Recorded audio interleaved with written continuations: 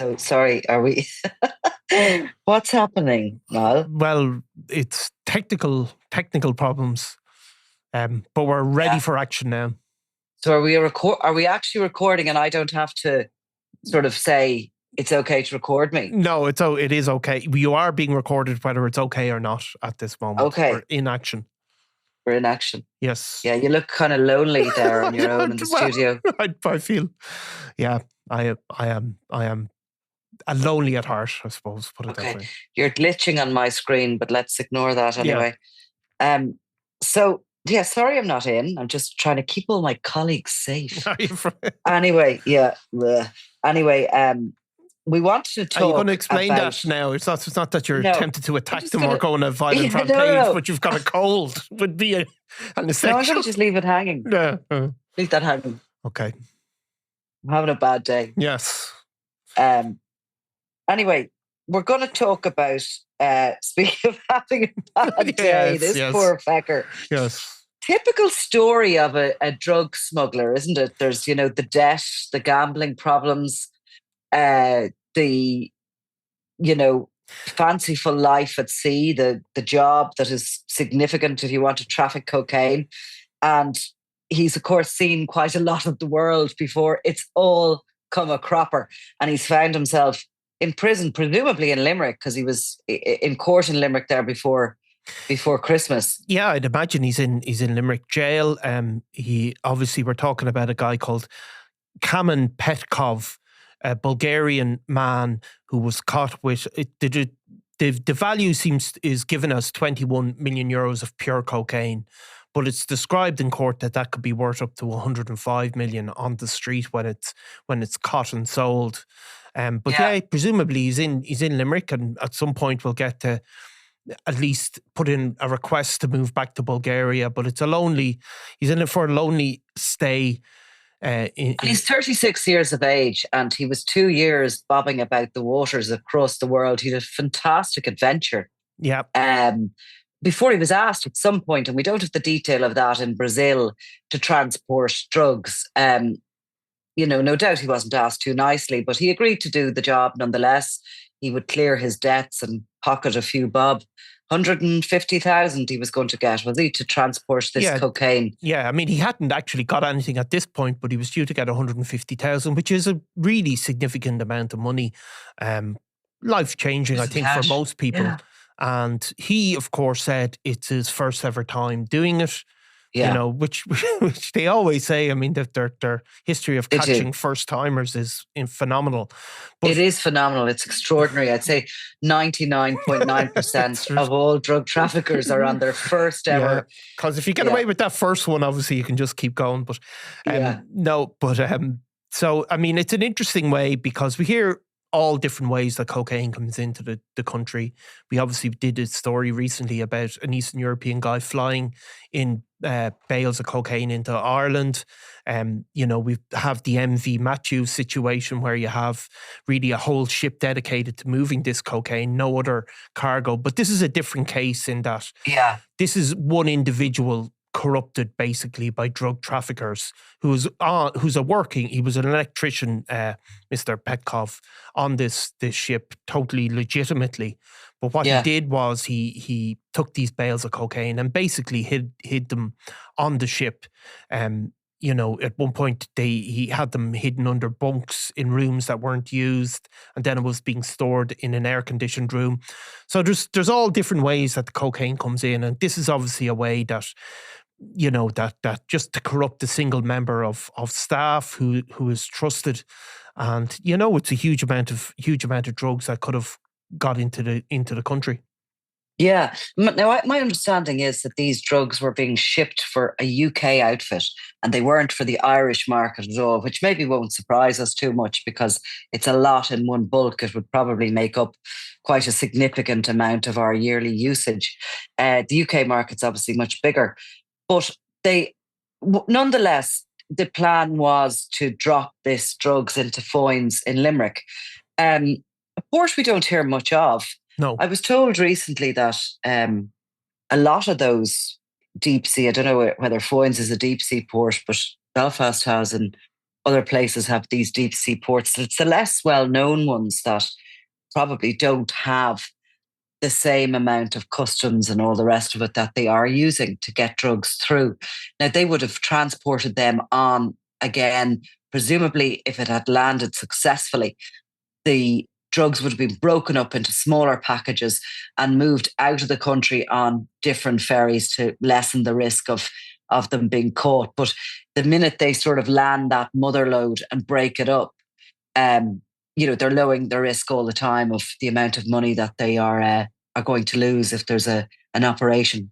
Yeah, and I mean you can see the pattern here, because the cocaine was to be tied together in bales, dropped into the sea just off the port. I mean, just very close to the port, and collected then. And there was a sort of tracking device. It was described as being a very sophisticated tracking device put on it. It didn't happen then because Mr. Petkov got suspicious for whatever reason, and obviously.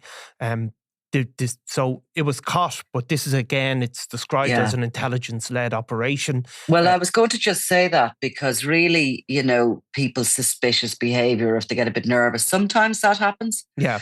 There's no doubt. And sometimes the ship just is behaving weirdly, which, you often hear in these situations. But by and large, there is, a tout or a mole who has told police exactly where these drugs are, who's carrying them, and they're tracking the ship even, aren't they? Way in advance of this actual moment when he's supposed to land these with the sat nav attached. Yeah, I mean, we don't know. They don't have to give that information. The guy is caught with red-handed and pleads guilty. But you did hear during the case that he was given a mobile phone and he was staying in touch with people, drug dealers in Bolivia and Paraguay is how it's described. So maybe it's electronic communication. Certainly there's international cooperation. I think at the time, although it's not mentioned in the case here, there was a mention at the time when the drugs were seized of international policing being involved in the operation. It's interesting because we've seen obviously bales of cocaine wash up in Donegal in the last couple of years, and you can see how something like this, it could be a sort of similar operation where the risk is taken by the drugs mule, in this case, right up to the point of port, but they don't even take the risk then of bringing it that final step of having the ship dock. They just put it into the water. God only knows what happened in Donegal, but there may even have been a case there where there was, many other shipments get through and a part of it breaks off. But yeah, he gets a 10-year prison sentence for his time, and he bears. But he has memories, doesn't he, Niall? And we're treated to some of the fantastic pictures of this great adventure he had at sea over 2 years, which he didn't transport any other drugs except these last consignment or first consignment that he was caught with. But he did some interesting things and visited some interesting places. Yeah, it's incredible actually the places he visits, because there was Panama City, which has been linked obviously to the super cartels operations. Yeah. The Kinahans and their other European colleagues had deep connections in Panama City.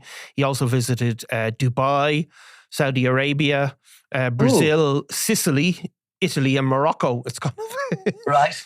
And maybe he posed next to a waxwork of Pele in Brazil, and he had taken a photograph of that. And he also was seen posing with an automatic rifle, transiting the high-risk Gulf of Aden. Yeah, so maybe he's not a criminal mastermind.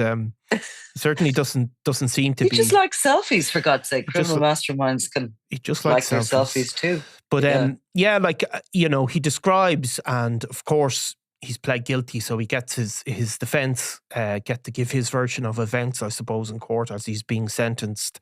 And he describes being approached by unidentified security persons in Brazil and basically offered this gig to facilitate the drug dealing operation. And that's another explanation that we always get. He doesn't have to give, or doesn't choose to give, details of the people who supplied him with the cocaine. But yeah, it's ultimately it was 12 bales with a total of 108 kilos of cocaine. And it was Detective Garda Adrian Cahill of Limerick Divisional Drugs Unit who gave evidence in this sentencing. And the hearing which happened there before Christmas, he said that the 20 million pounds or euro yeah. worth of cocaine was pure cocaine, and that's why it obviously, when broken down and bulked up, would have been worth up to more than 100 million on the streets. And it's the Limerick Regional Divisional Drugs Unit that were brought in. This was nothing to do with the certainly, maybe they were operating in the background and feeding in the intelligence, the Drug and Organised Crime Bureau. But I think it's always good to see a local regionalised unit get a bit of a call out on such a big operation and such a successful operation, really. Absolutely. And it probably indicates that, as you said, that it wasn't being driven by internal gangs, internal within Ireland. The fact that the Drugs and Organised Crime Bureau probably weren't brought in. So in Petkov, he obviously gives the explanation of the gambling debt, but Detective Garda Cahill said that he was in fact central to the whole plot. He was involved in the loading of the drugs. He was in full control of the drugs on the ship. He was the point of contact for others, and he was fully in charge of directing the operation on board. So basically, he was although he might not have stood to profit in totality for the drug shipment, he was very much in charge of the logistics. And a 10-year sentence probably is a high sentence, really, for somebody who has no previous convictions and has a regular sort of working life. I'd say the judge, and he does in his summations, accept that if that drug shipment had been successfully landed, that it would have impacted thousands of people, is how it's described. So, of course, this sort of transportation of cocaine has been going on for decades, really, since cocaine started to tumble into Ireland. And interesting, only late last year, one of the most famous sort of cocaine smugglers, a guy called Martin Wandon, was finally released after spending 17 years behind bars here. He was an English guy. He's 62 now, and he was in Portlaoise prison for a long, long time. He was a key member of that Lucky Day crew. Those drugs were being transported on a boat across the Atlantic. Wandon's job was to go out and meet again. He was to go out and meet a kind of the catamaran boat, the Lucky Day, that had transported the drugs, and he was to take it onto a semi-inflatable rib boat and bring it back into Cork, to the Cork coast. But of course, it went spectacularly wrong due to a mistake that was made with the engines, putting the wrong fuel into the engine, and also a weather storm had blown up in July, unseasonable, and poor old Martin Wandon ended up in the sea, clinging to a bale of cocaine to keep himself afloat. Yeah. A cracking story, but wasn't a great story for him because, he missed out a lot. I think he was making money, and all these guys were actually in it purely to make money. There was no evidence that they had, gambling addictions or anything like that. They were funding their lifestyle. They also pleaded not guilty and went to trial, which didn't help when they were convicted in the sentencing. Because, of course, in the previous case we're talking about, he pleads guilty very early, and that goes towards his sentence. Yeah, the judge gives some things in his favour. He took into account the early guilty pleas, cooperation with Gardaí, his admissions, which exonerated other crew members, and his previous good character. So I suppose that said, he said the headline sentence could be up to 15 years, and it was the judge Daly said it was reduced to 10 as a result. But I suppose the sentences are quite severe for these offences, and they are seen as this is profiteering. This isn't somebody being necessarily intimidated or threatened, or living in a community where they might be put under pressure. These are people who make a decision to traffic drugs in order to make money. Obviously, the early guilty plea is always going to be taken into account with a court. It's interesting he got 10 years, because that's exactly what Jared Hagan got, who was the only member of that Dunlop Bay, the Lucky Day crew. He actually had shipped the drugs and was in charge of them in the same way. There was a couple of crew on board, but he was sort of directing the shipment. But he pleaded guilty and got 10 years for his role. The others who pleaded not guilty all served much, much bigger sentences when they were convicted. Of course, it's seen that they have, they have not accepted their guilt. They've cost financially from the trial, and there has to be no remorse seen. And there's an incentive. There has to be an incentive for a guilty plea.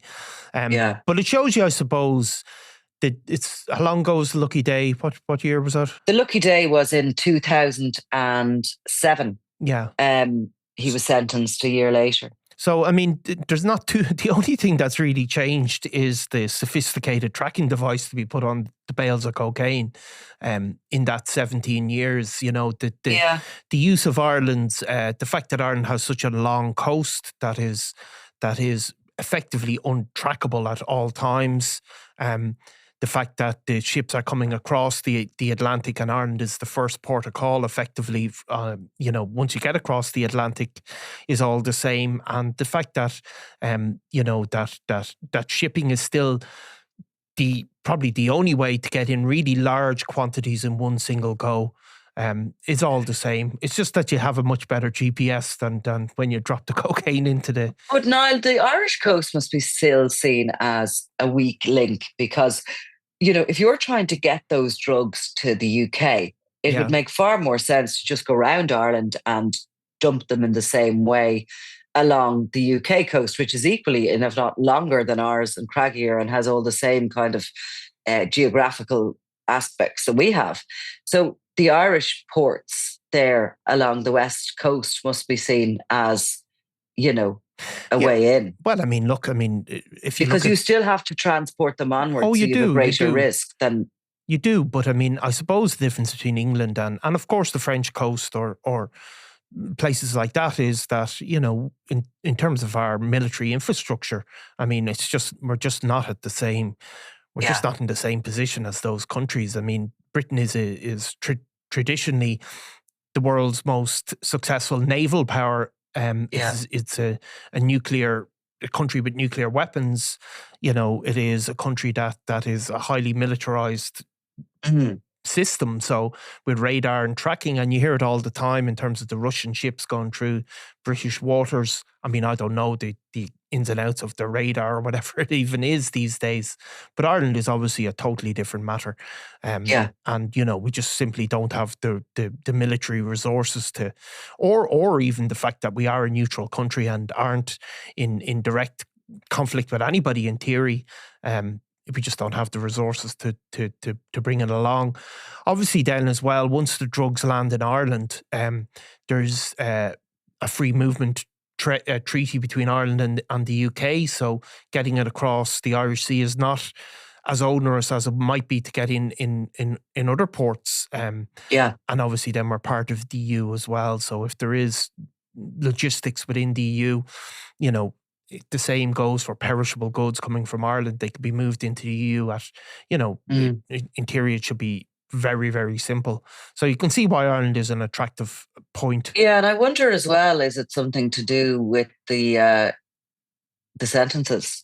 Although, most of these guys that are picked up aren't the ones who have invested the money and aren't the ones really who are going to make the money if the drugs get through. They are these risky characters who tell stories of, disasters in their personal lives with their finances and all the rest of it. And really the guys at the top of the chain don't give two hoots about them, do they? No, and it might be Petkov's first go or it might not be, but certainly that's what he's saying. But it does make you wonder what else comes in.